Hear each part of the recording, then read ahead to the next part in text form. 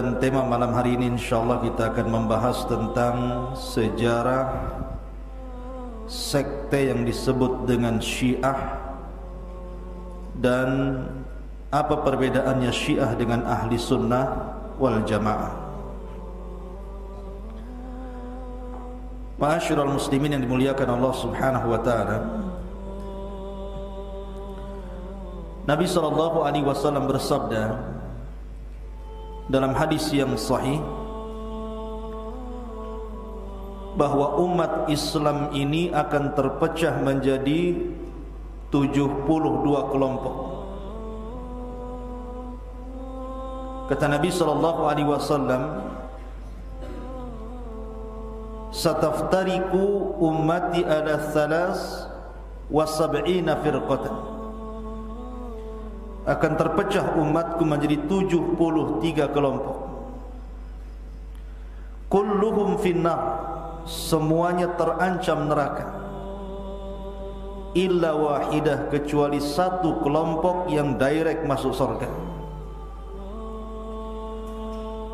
Kemudian Rasul ditanya tentang satu kelompok yang dijamin masuk surga itu, sementara yang 72-nya terancam neraka.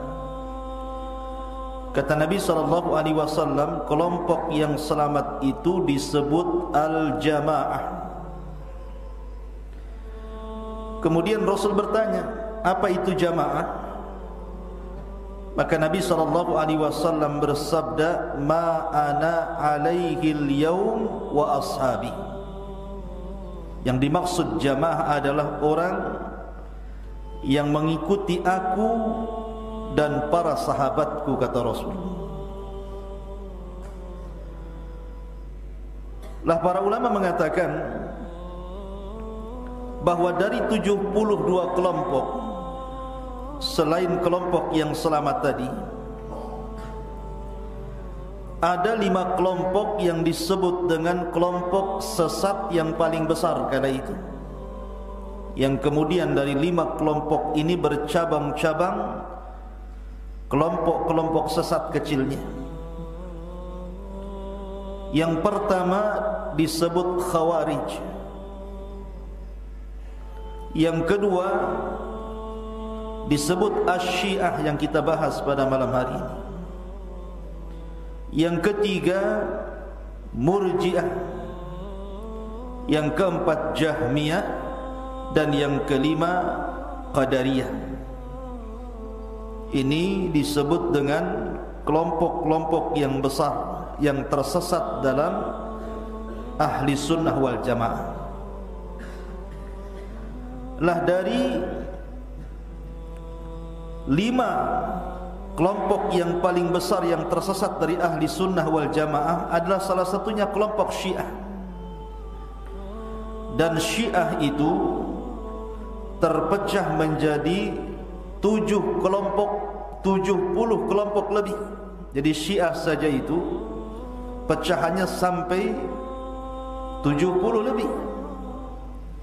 Di sana ada Syiah Durusiyah, kemudian Nusairiyah, kemudian Fatimiyah, kemudian Babiyah, kemudian Ismailiyah, Zaidiyah, Qaramitah, Rafidah, Jarudiyah, Ithna Asyariyah, dan banyak lagi pecahan daripada kelompok Syiah ini.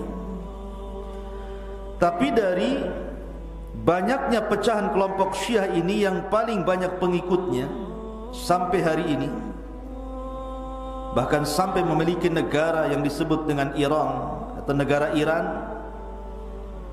maka Syiah yang kita bahas pada malam hari ini adalah Syiah Imamiyah atau Syiah Ithna Asyariyah, atau juga disebut dengan Rafidah. Ma'asyiral muslimin yang dimuliakan Allah Azza wa Jalla, sebelum saya menjelaskan apa sih perbedaan Syiah dengan Ahli Sunnah itu, saya ingin menjelaskan tentang sejarah munculnya gerakan Syiah ini, biar antum paham. Ma'asyiral muslimin wal muslimat, para santriwan dan santriwati Jabal Uhud yang dimuliakan Allah Subhanahu wa taala. Coba akhwat masuk, tak perlu ribut, langsung masuk duduk, tak perlu ribut sampai dengar suaranya ke depan. Jadi ketika Nabi SAW meninggal dunia, maka Nabi SAW menjadi Nabi dan Rasul selama 23 tahun. 13 tahun di kota Mekah dan 10 tahun di kota Madinah. Dari usia beliau diangkat menjadi Nabi dan Rasul pada usia 40 tahun, dan beliau wafat pada usia 63 tahun.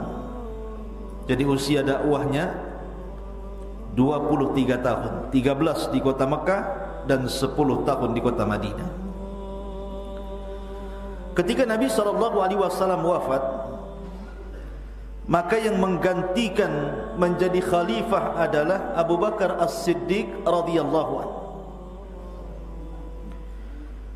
Abu Bakar As-Siddiq radhiyallahu anhu tepat pada tahun 11 Hijriah diangkat oleh kaum muslimin menjadi khalifah yang pertama menggantikan Rasul, dan tidak lama berkuasa, hanya 2 tahun kurang lebih. Tetapi walaupun demikian, banyak jasa yang ditorehkan Abu Bakar kepada Islam. Di antaranya memerangi orang-orang murtad. Karena di zaman Abu Bakar itu hampir seluruh Arab itu murtad, kecuali penduduk Mekah, Madinah dan Kufah. Dan Abu Bakar berhasil memerangi mereka. Kemudian jasa yang kedua, Abu Bakar memberangkatkan pasukan yang dipimpin Usamah bin Zaid untuk melawan Romawi, yang ketika Rasul mempersiapkan pasukan ini tidak sempat diberangkatkan karena Rasul meninggal duluan. Kemudian yang nomor 3, Abu Bakar setelah perang melawan orang-orang murtad, maka banyak para hafidul Quran, para sahabat penghafal Quran itu meninggal, mati syahid. Maka dari sini Abu Bakar atas saran Umar disuruh mengumpulkan lembaran-lembaran Al-Quran, baru menjadi mushaf di zaman Utsman. Kemudian juga yang keempat, di zaman Abu Bakar itu banyak futuhat, banyak meluaskan kekuasaan kaum muslimin walaupun tidak sempurna, seperti membuka Syam, Irak, Kufah, Damaskus, Urdun. Itu sudah dimulai oleh Abu Bakar Siddiq, tetapi belum dikuasai sepenuhnya. Karena memang kekhilafahan Abu Bakar Siddiq hanya 2 tahun kurang lebih, sehingga tidak banyak meluaskan kekuasaan Islam ke negara-negara. Lah, setelah Abu Bakar Siddiq radhiyallahu anhu meninggal, dan sebab meninggalnya karena mandi di tengah malam, kemudian akhirnya sakit, dan dia meninggal sama persis dengan usia Rasul di 63 tahun, dan dikubur di samping kuburan Rasul. Maka Abu Bakar berwasiat ketika itu untuk yang menggantikan dirinya adalah Umar ibn Khattab. Dan Umar ini berkuasa cukup lama, hampir 10 tahun. Dibaiat pada tahun 13 Hijriah. Kemudian dia menjadi orang yang pertama kali mendapatkan gelar Amirul Mukminin. Umar itu orang yang pertama kali mendapatkan gelar Amirul Mukminin. Lah, di zaman Umar ini Islam kuat-kuatnya, karena Umar ini betul-betul meluaskan kekuasaannya sampai Persia tunduk ke tangan kaum muslimin. Bahkan Baitul Maqdis dikuasai kaum muslimin. Kemudian daerah-daerah yang dikuasai Romawi kala itu juga berhasil dikuasai oleh pasukan Islam di bawah pimpinan Umar bin Khattab radhiyallahu anhu.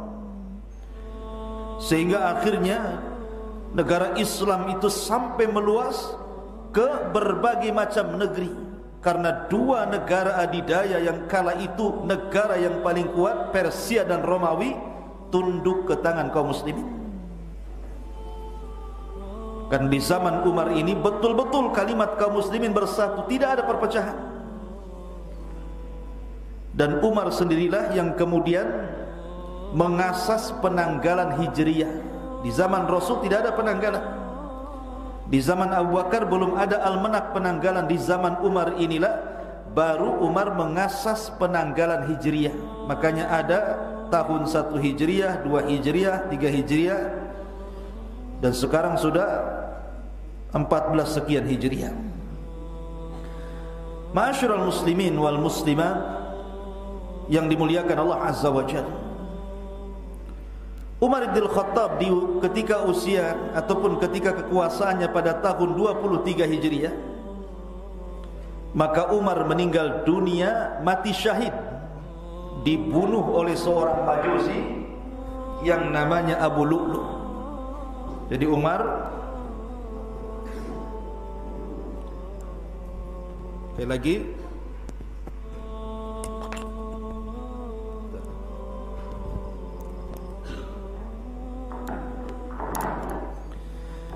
Jadi Umar radhiyallahu an mati syahid di tangan siapa? Abu Lu'lu', seorang yang beragama Majusi. Jadi suatu ketika Umar itu lewat ke pasar. Rupanya di pasar berjumpa dengan seorang budak Mughirah bin Syu'bah, namanya Abu Lu'lu'. Umar radhiyallahu an mengatakan, "Ya Aba Lu'lu', saya dengar engkau ahli pembuat pisau." Maka Abu Lu'lu' mengatakan, "Ya, aku mampu membuat pisau yang bukan dimainkan oleh tangan saja wahai Umar, tapi aku juga bisa membuat pisau yang melayang dengan angin." Maksudnya kayak bumerang gitu. Maka Umar pun ketika itu pergi. Mengatakan, "Ya Umar, saya akan buatkan pisau untukmu, dan pisau ini akan dikenang oleh orang-orang yang ada di barat dan orang-orang yang ada di timur." Rupanya maksudnya Abu Lu'lu', pisau yang akan dibuat itu untuk menusuk Umar bin Khattab. Dibuatlah pisau itu selama 1 bulan, kemudian direndam dengan air racun. Ketika kemudian sudah ada waktu untuk mengintai Umar bin Khattab, maka kala itu Umar sedang mengimami sholat subuh.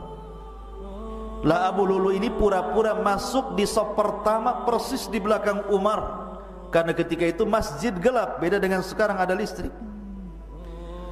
Ketika Umar dapat 1 rakaat, tiba-tiba Abu Lu'lu' dari belakang menusuk 3 kali Umar sampai kemudian tembus ke perutnya. Maka darah mengucur. Akhirnya Umar tidak sempat menyelesaikan solat subuh, dia pun tumbang kemudian pingsan. Lah Abu Lu'lu' ini sudah tahu dia tidak mungkin lari daripada masjid karena sahabat sudah mengepung. Maka Abu Lu'lu' pun menyabet ke sana kemari dengan pisaunya. 13 para sahabat terkena pisau yang berlumuran racun, 7 diantaranya mati di tempat. Akhirnya kemudian Abdurrahman bin Auf menangkap Abu Lu'lu' dengan selendangnya, tapi Abu Lu'lu' kemudian menusukkan pisaunya ke badannya, dia mati bunuh diri. Akhirnya Umar pun dibawa ke rumah. Dia tidak siuman karena memang tusukannya sangat dalam. Sampai-sampai Ibnu Umar meraba lukanya, tangannya bisa masuk dalam perut, saking lebarnya luka itu. Akhirnya diikatlah perut itu supaya jangan darahnya kemana-mana. Ketika Umar bin Khattab radhiyallahu an kemudian diteriaki, "Wahai Amirul Mukminin, wahai Umar, bangun." Tapi Umar tidak bangun karena pingsan. Baru hampir menjelang terbit matahari, Umar pun bangun. Yang pertama kali ditanya Umar, bukan tetapi pertanyaan yang pertama, asallan nas, apakah manusia sudah solat? Maka sahabat mengatakan, sudah wahai Amirul Mukminin. Maka Umar mengatakan, alhamdulillah, la hadda fil Islam liman taraka salat. Segala puja dan puji hanya milik Allah. Tidak ada bagian dalam Islam orang yang meninggalkan salat. Maka Umar meminta kepada anaknya Ibnu Umar untuk mendatangkan air wudu. Setelah berwudu kemudian dia solat subuh. Ketika itu Umar baru bertanya, siapa yang menusukku wahai Ibnu Umar?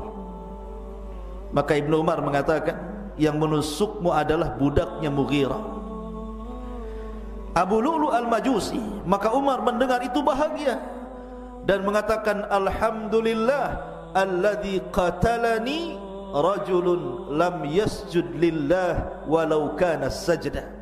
Segala puja dan puji hanya milik Allah. Orang yang telah menusukku adalah seorang kafir yang tidak pernah sujud walaupun satu kali. Artinya tidak pernah sholat, karena dia Majusi. Artinya Umar bahagia, kalau yang menusuknya orang kafir berarti dia mati syahid. Maka Umar pun meninggal. Ketika Umar meninggal kemudian Umar membentuk Dewan Syura. Kata Umar, silahkan di antara kalian pilih mana yang layak untuk menjadi khalifah sepeninggalku. Maka ketika itu ada dua calon terkuat. Pertama Utsman ibnu Affan, yang kedua Ali bin Abi Thalib. Tapi kemudian sebagian besar Dewan Syura dan masyarakat Islam kala itu memilih Utsman ibnu Affan.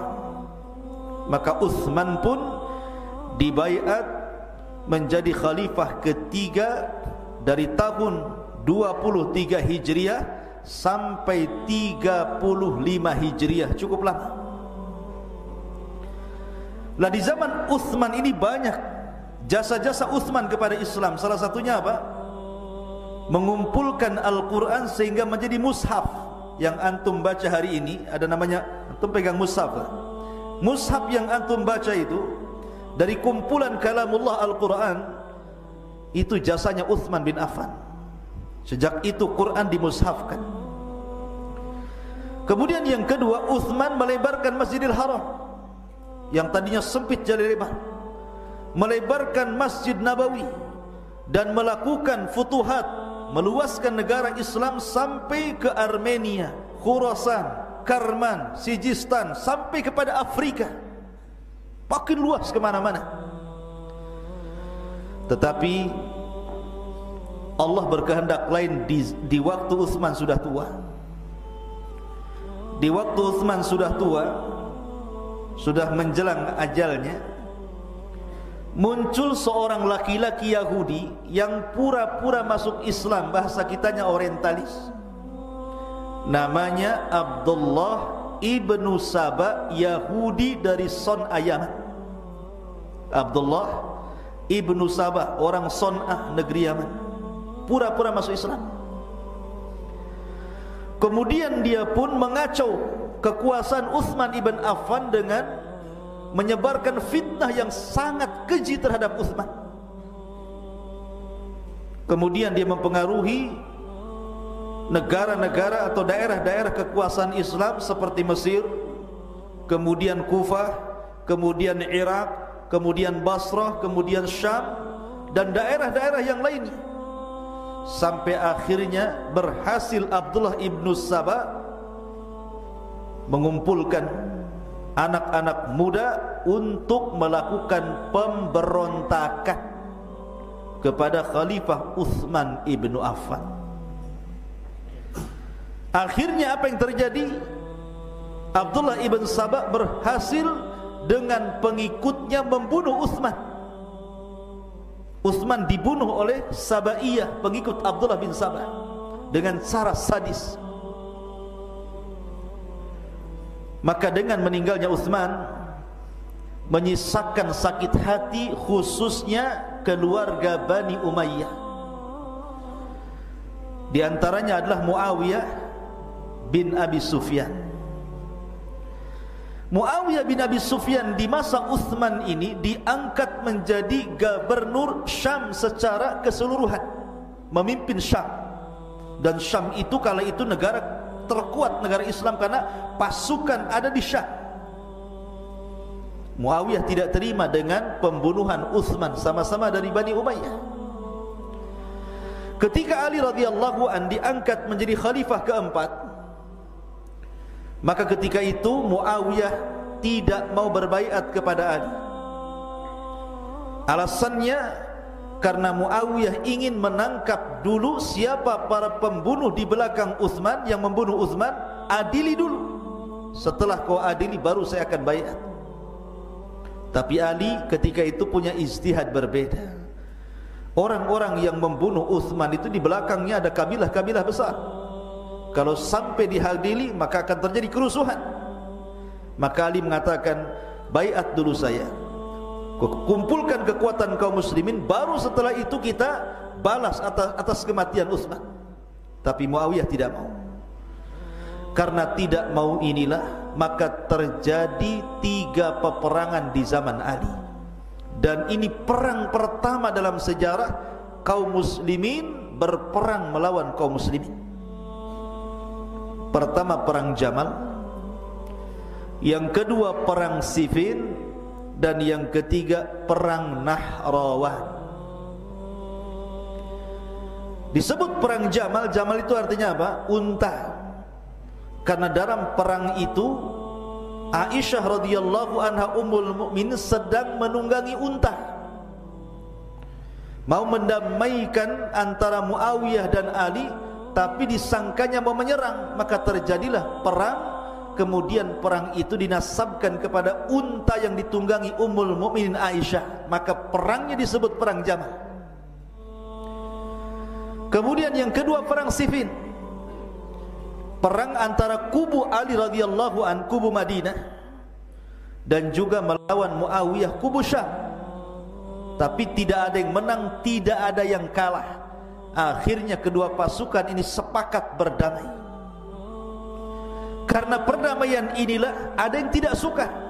Lahirlah sebuah kelompok yang disebut dengan Khawarij. Khawarij yang pahamnya hari ini dikonsumsi para terorisme.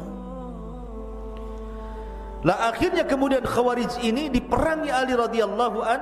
Lah perang antara pasukan Ali dan Khawarij ini tepatnya di sebuah daerah namanya Nahrawan. Maka perang itu disebut perang Nahrawan. Dan Ali berhasil memberantas orang-orang Khawarij, walaupun ada yang selamat dan menjadi cikal bakal Khawarij sampai kiamat. Ma'asyiral muslimin yang dimuliakan Allah Azza wa Jalla. Lah ketika Ali radhiyallahu an kemudian meninggal dunia, dia berkuasa dari tahun 35 Hijriah sampai ke 40 Hijriah. Maka kekuasaan jatuh kepada putranya siapa? Hasan ibnu Ali. Walaupun tidak lama, ada yang mengatakan 6 bulan, ada yang mengatakan 8 bulan. Tapi yang jelas bahwa sejak zaman Abu Bakar, Umar, Uthman, Ali sampai ke khilafah Hasan ibnu Ali, itu secara keseluruhan jumlahnya 30 tahun. Persis seperti yang disabdakan Nabi SAW bahwa khulafaur rasyidin, khilafah di atas minhaj nubuwah itu hanya 30 tahun saja kata Nabi. Selepas itu tidak ada khulafaur rasyidin, yang ada mulkun wa rahmah, kerajaan demi kerajaan. Jadi khulafaur rasyidin diakhiri dengan Hasan bin Ali 30 tahun. Lah Hasan bin Ali ini didukung oleh pasukan yang loyal kepada ayahnya Ali bin Abi Thalib. Lah ketika itu karena Ali radhiyallahu an juga meninggal, dibunuh oleh orang Khawarij namanya Abdurrahman ibnu Mulzam. Siapa yang membunuh Ali? Abdurrahman ibnu Mulzam. Abdurrahman ibnu Mulzam ini seorang yang hafal Quran, bacaannya bagus, suaranya indah, tetapi dia membunuh Ali bin Abi Thalib. Celaka dia. Dia tidak tahu siapa yang dibunuh. Maka Hasan ibnu Ali menjadi pengganti ayahnya. Ada yang mengatakan Hasan pun meninggal diracun. Tapi yang jelas bahwa kekuasaan dia hanya 6 bulan sampai 8 bulan, melengkapi yang 30 tahun itu. Ketika itu Hasan tidak mau mengikuti jejak ayahnya, ingin memerangi Muawiyah di Syam. Justru Hasan ingin mendamaikan. Persis seperti sabda Nabi SAW ketika menggendong Hasan dan Husain, cucunya. Kata Nabi SAW, di antara 2 cucuku ini salah satunya akan ada yang mendamaikan 2 kekuatan yang hendak berperang. Rupanya yang dimaksud sabda Rasul siapa? Hasan ibnu Ali. Dia pun menyerahkan kekuasaannya, diserahkan kepada siapa? Kepada Muawiyah. Maka dari sini berhentilah Khulafaur Rasyidin menjadi sebuah kerajaan, dan raja pertama dalam Islam adalah Muawiyah ibnu Abi Sufyan, pengasas daulah Umayyah. Kenapa disebut daulah Umayyah? Karena keturunan Bani Umayyah. Maka akhirnya kaum muslimin bersatu di bawah raja pertama dalam Islam, Muawiyah bin Abi Sufyan. Akhirnya ma'asyiral muslimin yang dimuliakan Allah Azza wa Jalla, ketika Muawiyah berkuasa, Muawiyah ini banyak melebarkan kekuasaannya sana kemari. Lah, setelah Muawiyah meninggal dunia, maka ketika itu yang menggantikan Muawiyah putranya, namanya Yazid bin Muawiyah.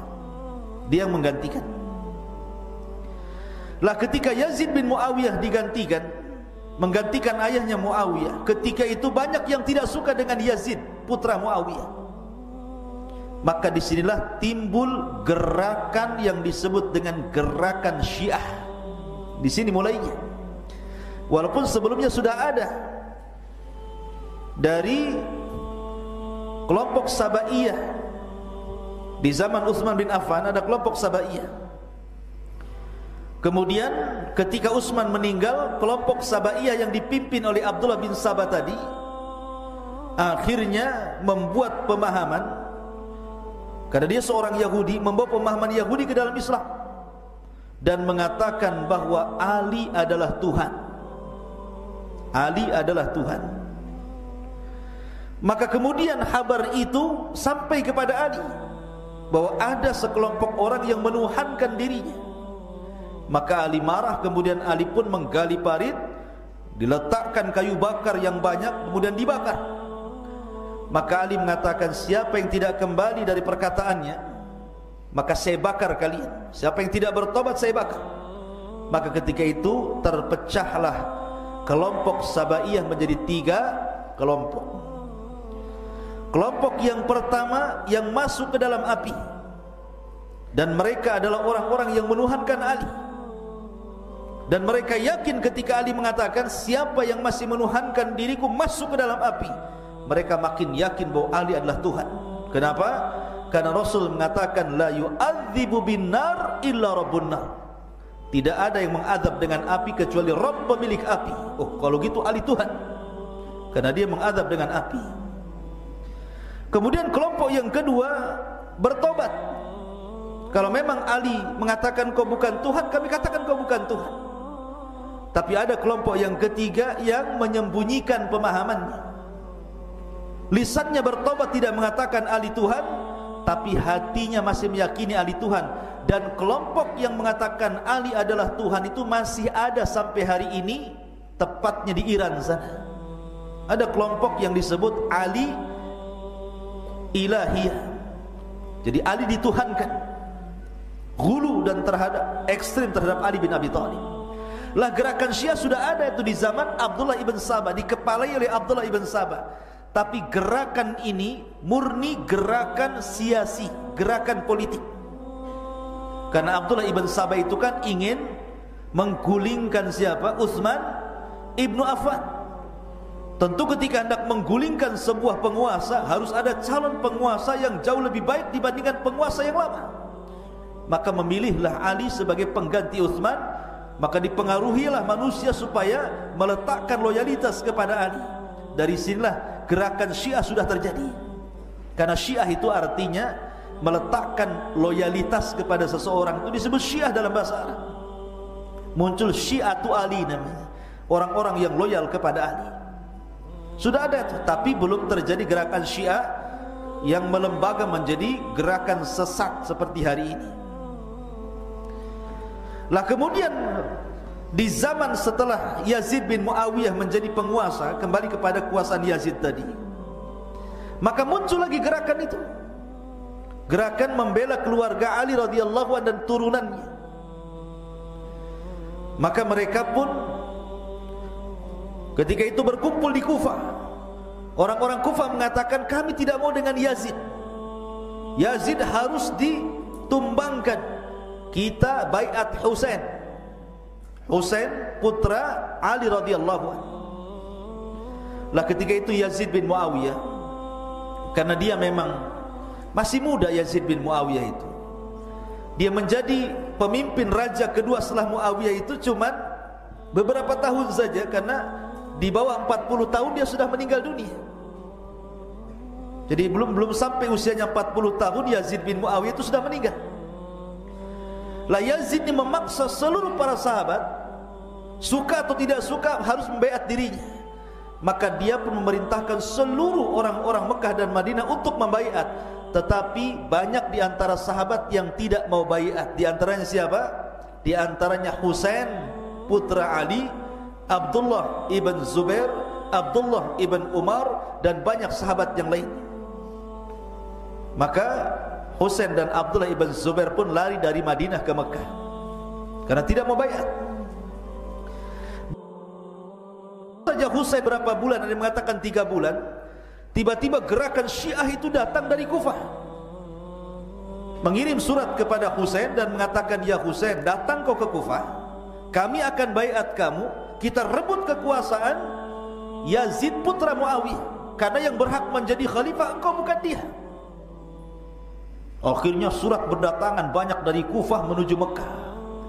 Maka Husain yakin bahwa Kufah mendukung dirinya. Banyak sahabat yang mengingatkan Husain, jangan berangkat ke Kufah, karena orang-orang Irak itu suka berkhianat. Hatinya bersama engkau, akan tapi badannya bersama orang lain. Tapi Allah sudah mentakdirkan memang Husain harus terbunuh dan keluarganya seperti itu.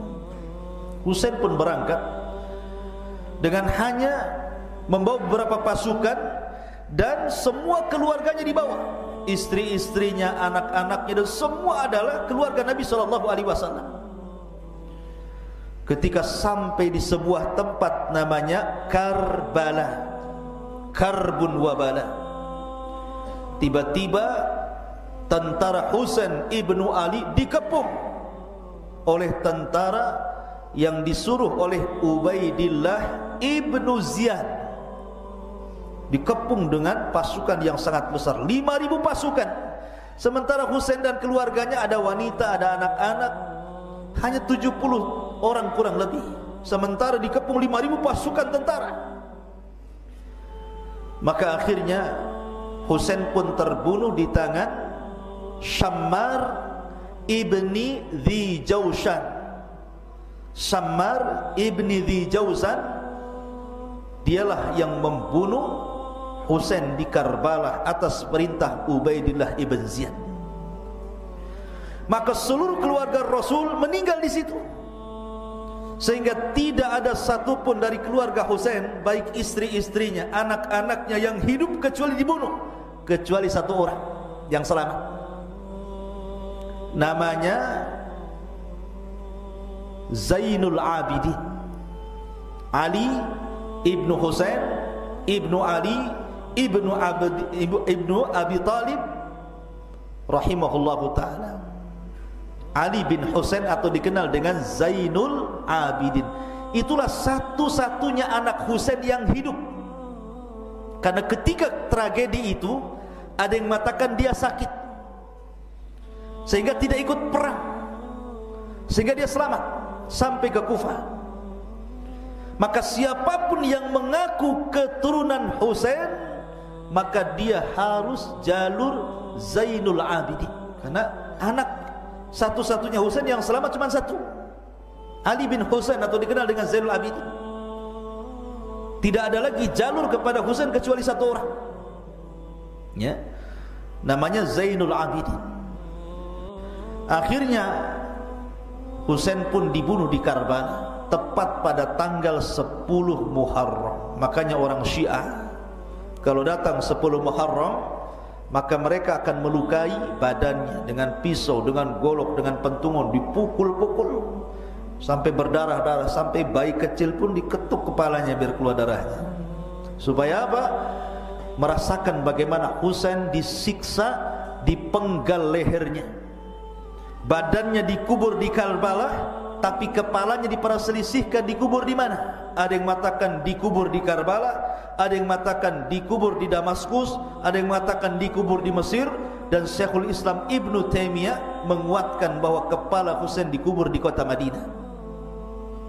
Sampai seperti itu Husain dibunuh itu. Lah akhirnya Husain pun meninggal dunia di tangan Ubaidillah ibn Ziyad yang membunuh Syammar ibn Dzijausan.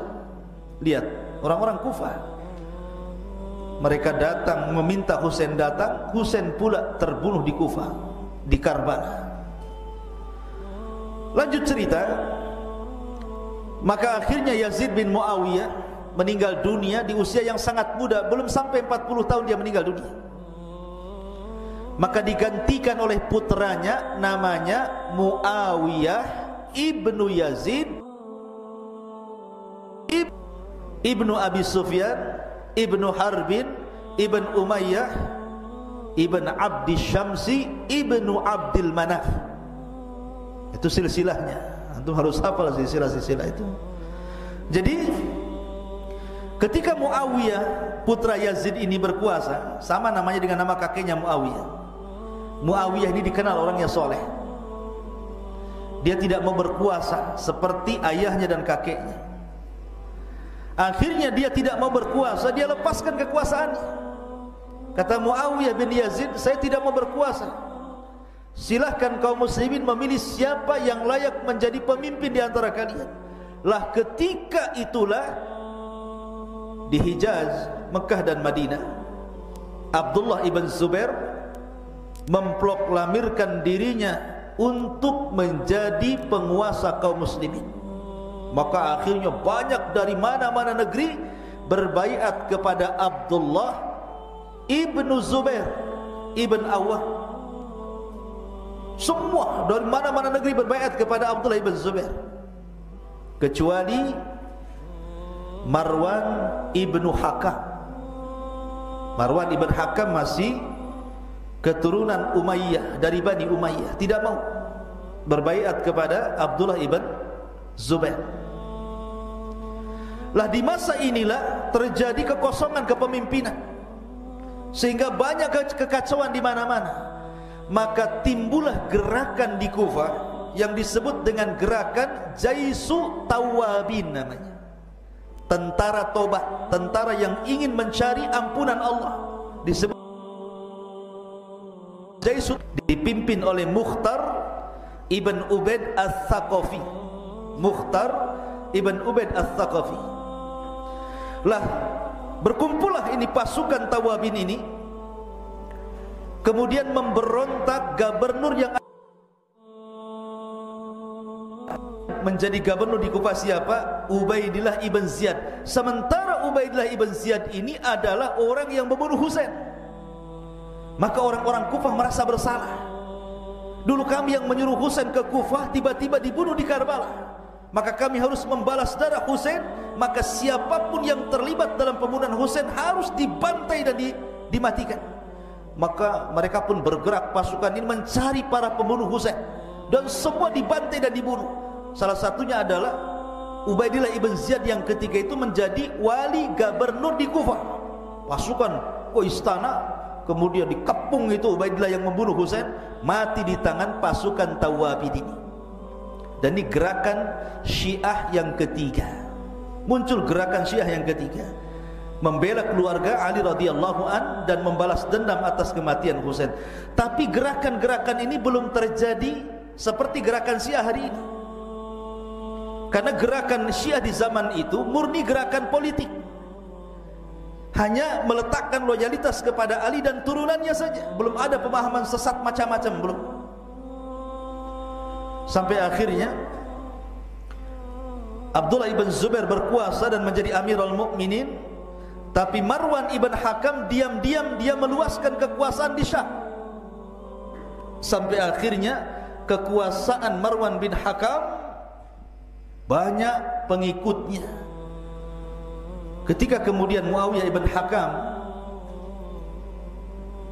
melantik Hajjaj ibn Yusuf menjadi kepala perang, maka Hajjaj ibn Yusuf kemudian menyerang kota Mekah dan Madinah dan berhasil membunuh Abdullah ibn Zubair sampai disalib di pintu kota Mekah itu jasadnya. Maka akhirnya seluruh kaum muslimin kembali, tadinya berbaiat kepada Abdullah ibn Zubair, akhirnya kembali kepada Marwan bin Hakam.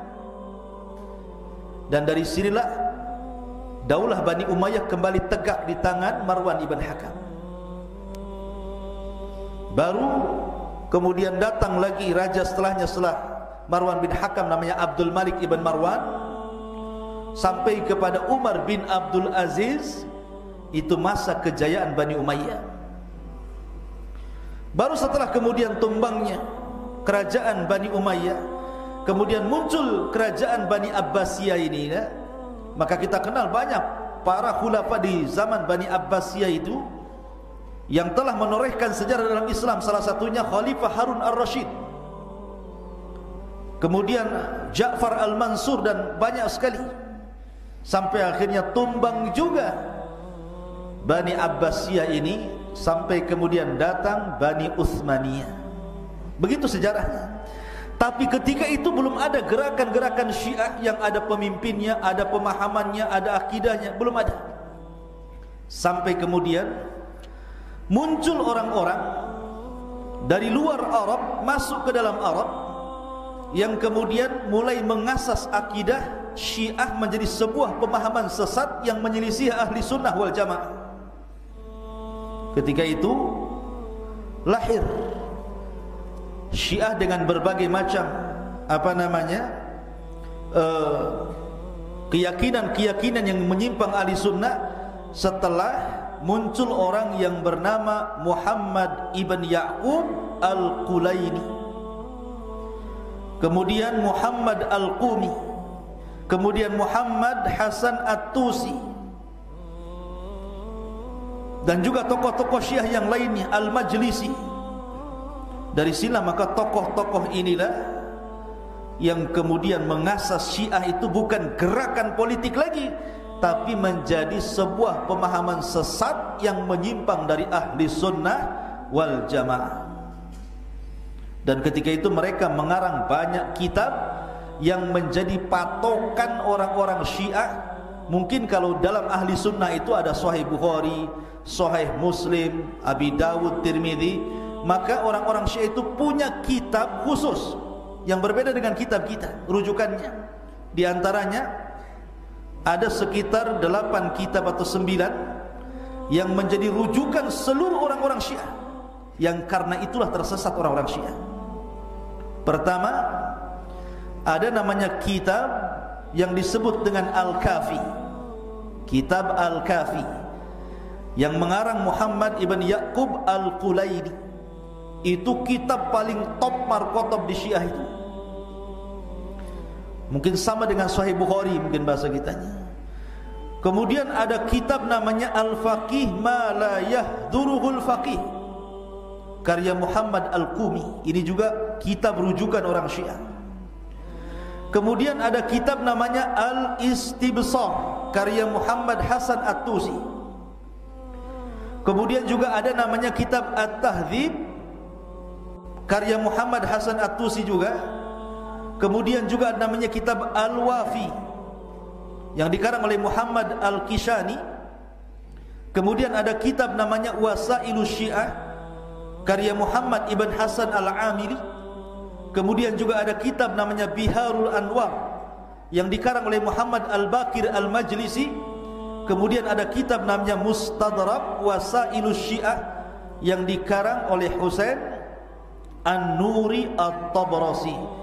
Ini 8 kitab yang menjadikan umdah, menjadikan pegangan orang Syiah, yang dengan sebab itulah orang-orang Syiah tersesat. Jadi setelah datang orang-orang ini, baru Syiah itu bukan gerakan politik lagi, tapi menjadi gerakan pemahaman yang nyeleneh, yang keluar dari pemahaman ahli sunnah wal jamaah. Ma'asyiral muslimin, santri wati dan ikhwan Jabal Uhud yang dimuliakan Allah Subhanahu wa taala. Kita langsung saja, banyak pembahasan kalau saya cerita sejarah sampai subuh ya. Saya akan langsung, apa sih perbedaan Syiah dengan ahli sunnah itu? Sengaja saya ringkas saja ini sejarah ini biar antum punya wawasan tentang sejarah. Penting sejarah itu. Apa sih perbedaannya antara ahli sunnah dan Syiah itu? Pertama kita bicara tentang manhaj talaqi dulu, cara mengambil agama. Kalau kita ahli sunnah wal jamaah, pegangan kita dalam beragama pertama mengacu kepada Al-Quran dan Sunnah, itu kita. Ini satu.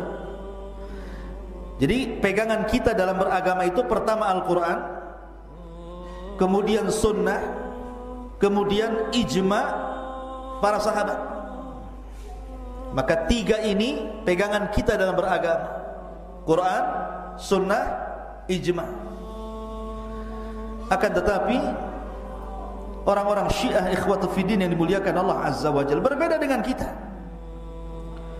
Karena orang-orang Syiah itu, mereka terkadang mengambil dari Quran dan Sunnah, tetapi mereka akan menakwilkan ataupun berusaha untuk mentahrif Al-Quran.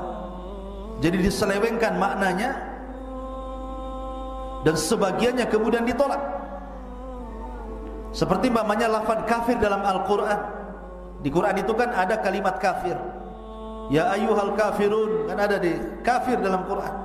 Mereka mentafsirkan setiap lafaz kafir dalam Al-Quran itu yang dimaksud adalah orang-orang yang murtad sepeninggal Nabi SAW. Karena orang Syiah mengatakan setelah Rasul meninggal dan Abu Bakar dibaiat, maka semua sahabat menjadi kafir, murtad, kecuali 5 sahabat saja. Coba bayangkan, semua sahabat kafir kecuali 5 kata mereka yang tidak kafir. Pertama siapa? Salman Al-Farisi, Ammar ibn Yasir. Yang ketiga Abu Dzar Al-Ghifari.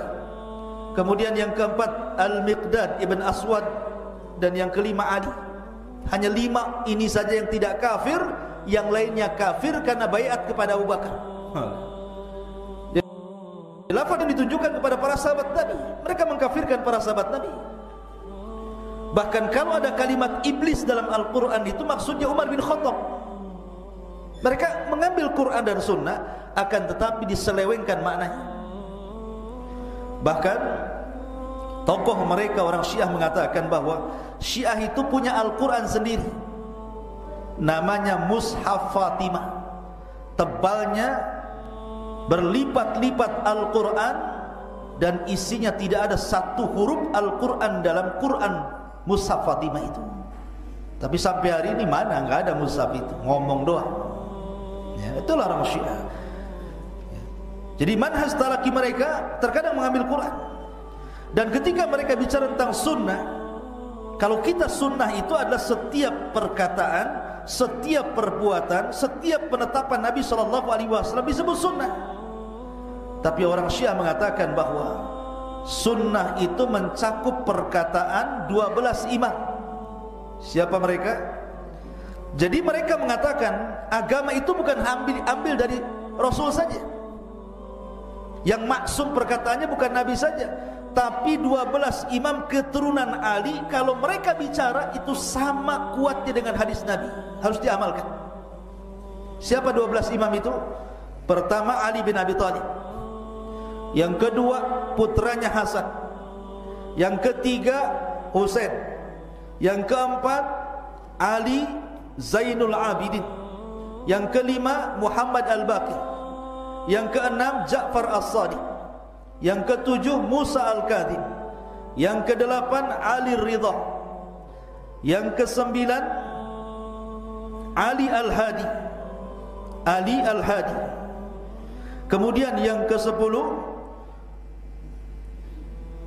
siapa namanya? Yang ke-10 Muhammad Al-Jawad. Kemudian yang ke-11 Hasan Al-Ashkari.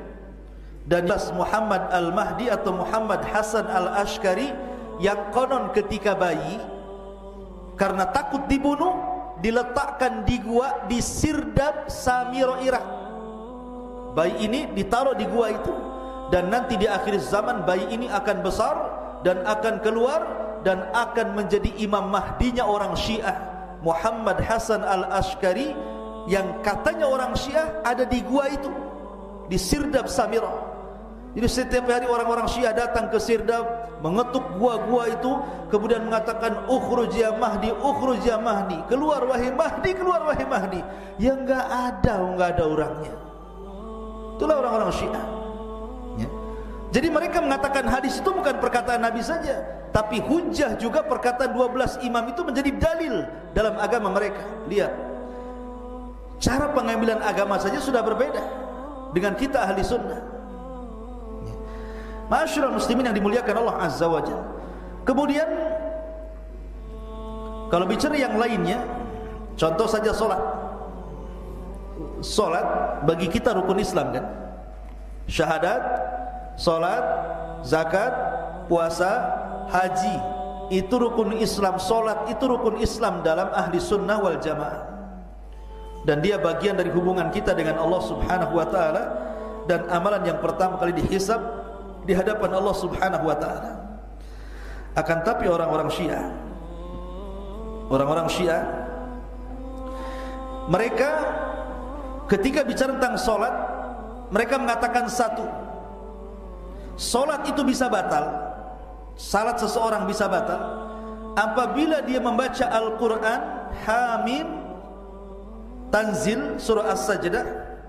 Kalau orang baca surah As-Sajdah dalam solatnya, maka bisa membatalkan solat. Kemudian yang kedua, orang Syiah itu solat hanya 3 waktu. Kalau kita kan 5 waktu, orang Syiah itu solatnya 3 waktu, karena mereka menjamak solat. Setiap hari dijamak solat itu.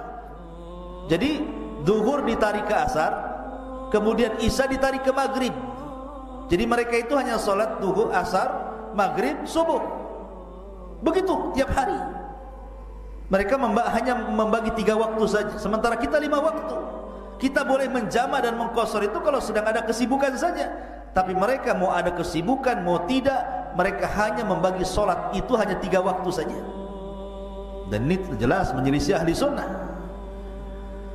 ya. Mereka menarik maghrib ke isya, menarik zuhur ke asar, kemudian subuh. Kemudian juga mereka mengatakan tidak ada solat Jumat.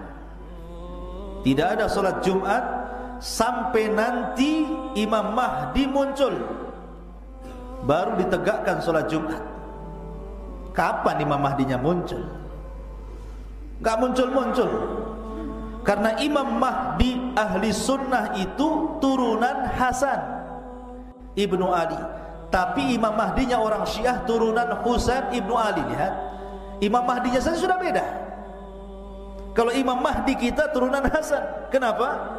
Karena Allah membalas kebaikan Hasan ketika dia menjadi khalifah, diserahkan kepada Muawiyah, maka nanti di antara keturunannya akan menjadi khalifah kaum muslimin, namanya Muhammad ibn Abdullah. Kata Rasul, Imam Mahdi itu namanya sama dengan namaku Ahmad atau Muhammad, nama bapaknya sama dengan nama bapakku Abdullah. Sementara orang Syiah namanya siapa? Muhammad Hasan Al-Ashkari. Beda dengan nama Imam Mahdi ahli sunnah ya. Jadi solat saja sudah berbeda. Kemudian juga di antara rukun Islam yang beda, Contoh umpamanya, mereka mengatakan bahwa rukun Islam itu kan kita 5 nih. Tetapi mereka mengatakan bahwa rukun Islam itu ada yang ditambah. Pertama salat, yang kedua zakat, yang ketiga puasa, yang keempat haji, dan yang kelima al-wilayah. Wilayah itu artinya harus meyakini bahwa khalifah sepeninggal Rasul itu Ali, bukan Abu Bakar, bukan Umar, bukan Utsman. Ini kan keyakinan batil. Sepakat bahwa khalifah setelah Rasul Abu Bakar, kemudian Umar, kemudian Utsman, kemudian Ali. Maka mereka mengatakan harus ada wilayah, meyakini bahwa yang berkuasa setelah Rasul harusnya Ali. Makanya ada kelompok Syiah itu yang disebut dengan Jarudiyah. Jarudiyah itu artinya belalang. Maksudnya belalang di sini, maksudnya adalah tuduhan kepada Jibril, bahwa ketika Jibril menurunkan wahyu itu bukan kepada Rasul, harusnya kepada Ali katanya. Salah alamat palsu. Jadi kelompok Jarudiyah sesat kali kalau Syiah ini, ya. Tapi yang jelas bahwa dari segi rukun Islam saja mereka memasukkan wilayah itu bagian daripada rukun Islam. Kemudian syahadat. Kalau kita kan asyhadu an la ilaha illallah wa asyhadu anna Muhammadar Rasulullah. Tapi orang Syiah menambah asyhadu an la ilaha illallah wa asyhadu anna Muhammadar Rasulullah wal aliyyu waliyullah. Jadi ada tambahan wal aliyyu waliyullah. Kalau tidak sah syahadatnya. Syahadat saja sudah beda antara syahadat kita dengan syahadat Syiah. Kemudian juga contohnya iman dengan para malaikat. Ahli sunnah mengatakan bahwa kita beriman kepada malaikat-malaikat Allah. Malaikat-malaikat Allah, bahwa mereka diciptakan dari cahaya, mereka hanya diciptakan hanya taat kepada Allah dan tidak pernah bermaksiat. Itu keyakinan kita terhadap malaikat. Tapi orang-orang Syiah mengatakan malaikat itu diciptakan dari cahaya a'immah, maksudnya imam 12 tadi, dan mereka adalah para pembantu imam yang 12 tadi, dan mereka adalah diciptakan karena wajah cahaya yang terpancar dari wajah Ali radhiyallahu anhu. Mereka mengatakan malaikat tercipta dari cahaya wajah Ali katanya. Ini kan sudah beda. Keyakinan kepada malaikat saja sudah seperti itu. Kemudian juga masalah khilafah. Masalah khilafah itu jelas ya. Ahli sunnah Abu Bakar, Umar, Utsman, Ali. Mereka mengatakan tidak. Tidak ada Abu Bakar, tidak ada Umar, tidak ada Utsman. Yang ada hanya Ali.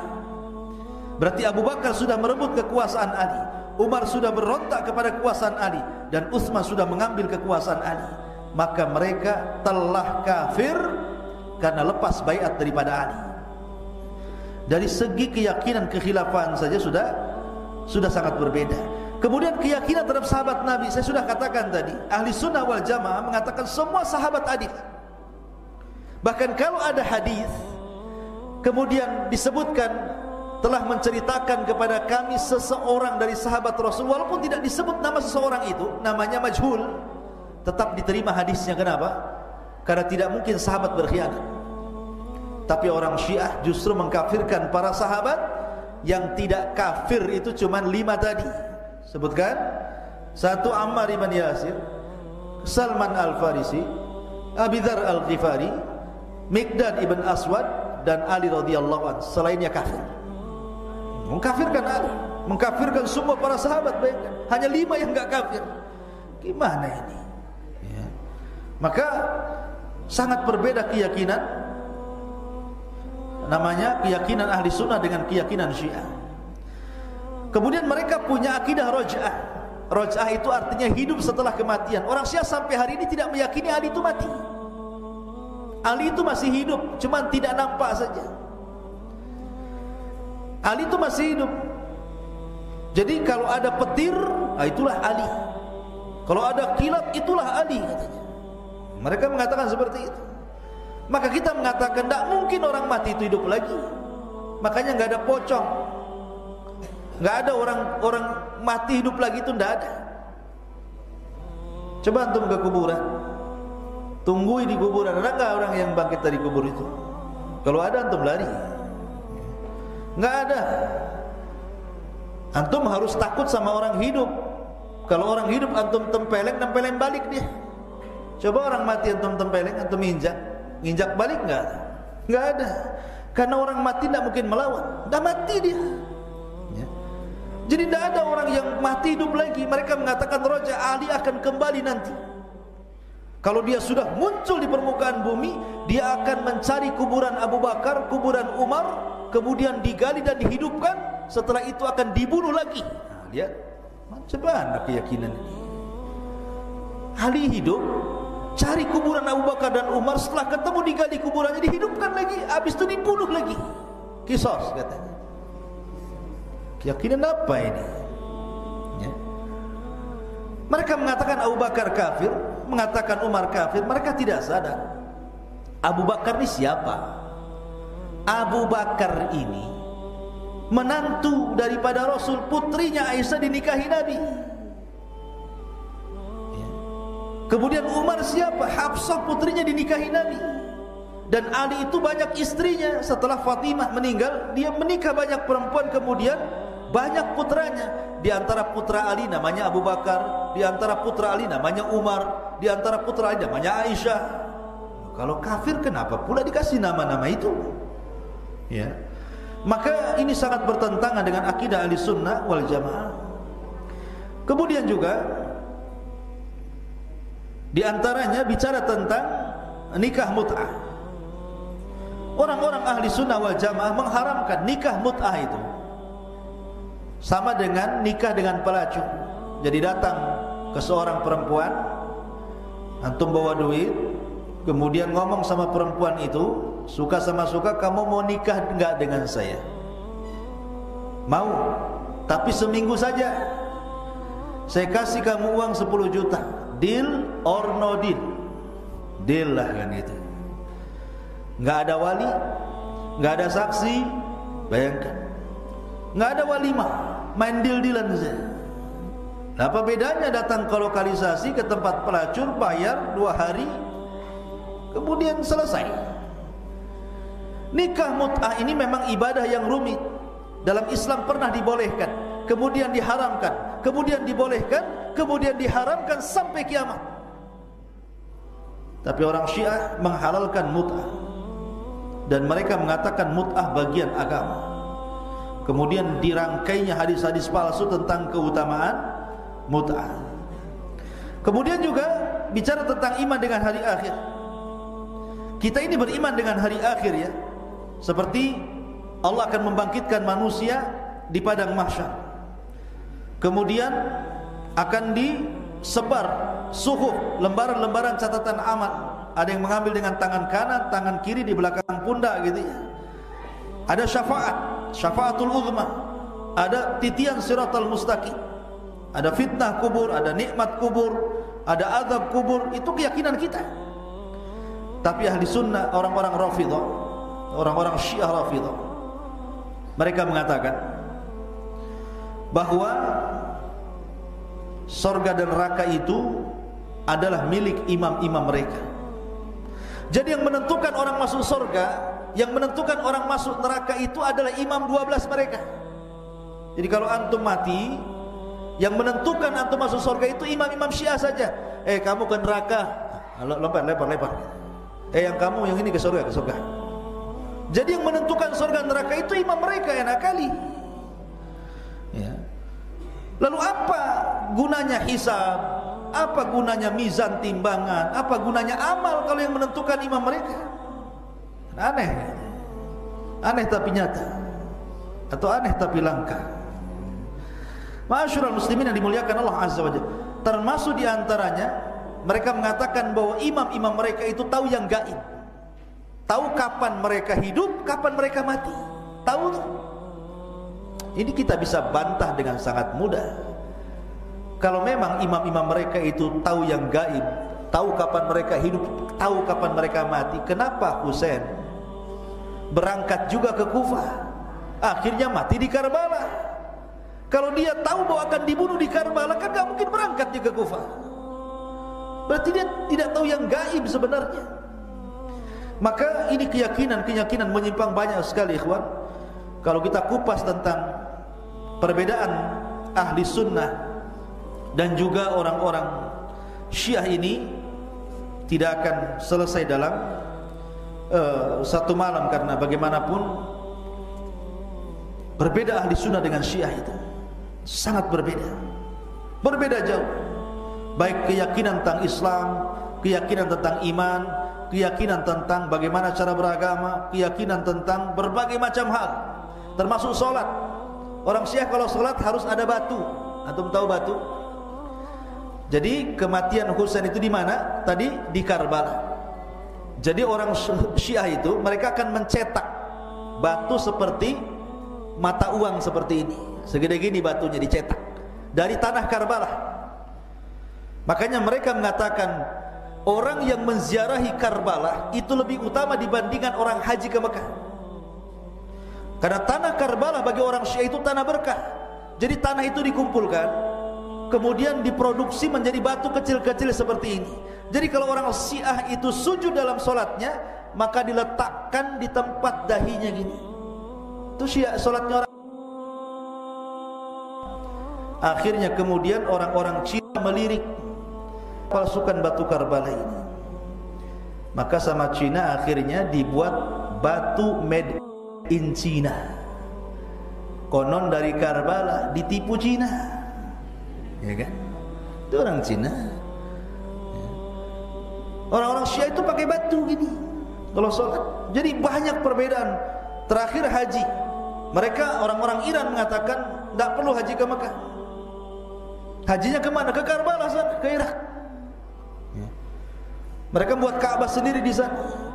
Jadi sholatnya beda, puasanya beda, rukun Islam lah intinya sudah beda dalam berbagai macam hal. Maka tidak bisa ahli sunnah itu kemudian digandingkan dengan Syiah. Karena ada di Bandung satu gerakan yang disebut dengan Susi, bukan Bu Susi, Susi, Sunni Syiah, mau menggabungkan antara Syiah dan Sunni ahli sunnah, kemudian membuat organisasi namanya Susi. Mana mungkin sunnah digabungkan dengan Syiah? Itu sama dengan air dengan minyak, nggak ketemu. Yang satu ke barat, yang satu ke timur. Karena Syiah itu kelompok yang sangat menyimpang sejak zaman dulu. Ulama sudah mengarang berjilid-jilid berbuku-buku untuk membantah pemahaman mereka. Tapi ini saja yang bisa sampaikan, banyak kalau kita membuka tentang sejarah Syiah. Tapi saya punya buku kecil, bagus itu, nanti kita pelajari buku itu. Buku itu judulnya Beberapa Pertanyaan Anak-anak Muda kepada Orang Syiah yang harus dijawab Syiah. Jadi isi kitab itu hanya tanya jawab, tanya jawab, tanya jawab. Dan itu cukup untuk membantah mereka secara akal. Sebab kalau antum membantah Syiah dengan Quran, mereka tidak meyakini Quran, percuma. Kalau antum bantah mereka dengan hadis, mereka mengingkari hadis kita. Hadis Bukhari itu bagi mereka mimpinya ahli sunnah. Nggak apa itu Bukhari, kata mereka. Kalau seandainya kita berdalil dengan ijma, sahabat sudah kafir kecuali 5 orang. Jadi percuma mau dibantah dengan Quran, tidak bisa, mereka nggak nerima. Karena mereka mengingkari, mereka punya Quran sendiri. Dibantah dengan hadis, apa hadis itu? Apa Bukhari Muslim itu katanya? Percuma juga mau dibantah dengan hadis. Dibantah dengan ijma, sahabat sudah dikafirkan. Jadi membantah orang Syiah itu salah satunya membalikkan keyakinan mereka. Ambil kata-katanya, kemudian dibalikkan lagi. Seperti itu, saya contohkan seperti ini. Mereka mengatakan Umar itu kafir. Bahkan kalau mereka datang ke kuburannya pembunuh Umar, Abu Lulu Al-Majusi, mereka memuji Abu Lulu dan melaknat Umar. Allahumma la'an sonama Quraisyin, ya Allah laknatlah patungnya Quraisy, maksudnya Umar.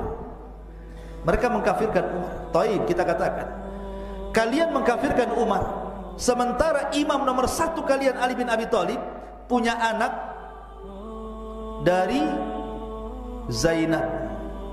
Zainab itu anak daripada Umamah. Umamah itu anak daripada Zainab, menikah dengan Rabi'ah. Dan Zainab itu putri Nabi. punya anak namanya Umamah perempuan. Ya. Kemudian Umamah ini Ali radhiyallahu an punya anak namanya siapa lupa sih, Zainab kalau tidak salah. Jadi anak Ali dari Fatimah itu 4. Hasan, Husain, Muhsin, Zainab. Yalah kalau Zainab. Lah Zainab ini putra Ali ini menikah dengan siapa? Dengan Umar. Jadi putri Ali itu salah satunya menikah dengan Umar. Kalau memang Umar itu kafir, menurut versi orang Syiah, kenapa Ali menikahkan putrinya dengan orang kafir? Berarti ada 2 kemungkinan, Umar itu bukan kafir tapi muslim, atau Ali takut kalau tidak menikahkan dengan putrinya kepada Umar, takut dengan Umar sehingga takiyah kan itu.